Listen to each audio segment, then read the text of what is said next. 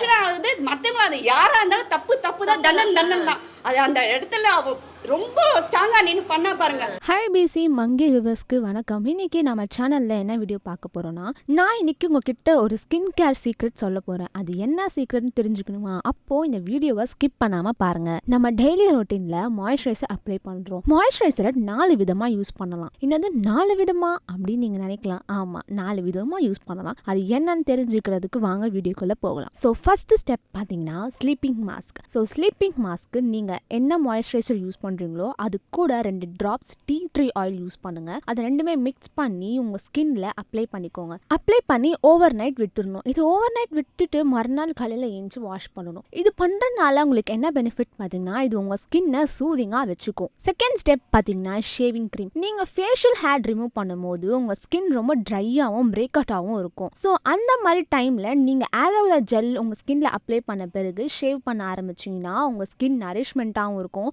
So எந்த ஒரு break அவுட்டும் இருக்காது. ஃபோர்த் ஸ்டெப் பார்த்தீங்கன்னா லூஸ் பவுடர். உங்களுக்கு ஆயில் ஸ்கின்னாக இருக்கு, மேக்கப் போட்டால் ரொம்ப கிரீஸியாக இருக்குன்னு ஃபீல் பண்ணுறீங்களா? அப்போ இந்த ஸ்டெப் உங்களுக்கு தான்.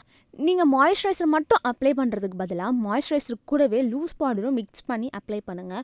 அப்போ உங்கள் மேக்கப் ஸ்டேயாகவும் இருக்கும் அண்ட் தென் ரொம்ப மேட் லுக்காகவும் இருக்கும். ஸோ உங்களுக்கு ஆயில் எந்த கிரீஸினஸும் இருக்காது. அடுத்த ஸ்டெப் பார்த்தீங்கன்னா ஹைலைட்டர். ஹைலைட்டர் எல்லாரோட ஸ்கின்லையும் செட்டில் ஆகாது. ட்ரை ஸ்கின் பீப்பிள்ஸ்க்கு ஆப்டாக செட் ஆகும்.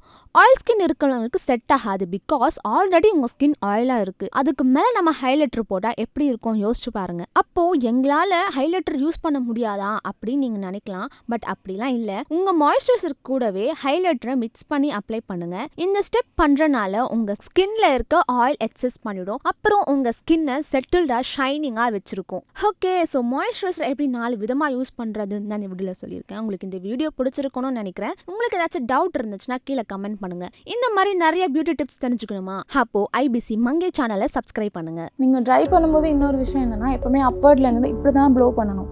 இப்படி இருந்து பண்ணிங்கன்னா ரொம்ப ஃப்ரிஸி ஆகும். நீங்கள் எந்த ட்ரையர் யூஸ் பண்ணாலுமே சரி, அப்வர்ட்ல இருந்து நீங்கள் ப்ளோ ட்ரை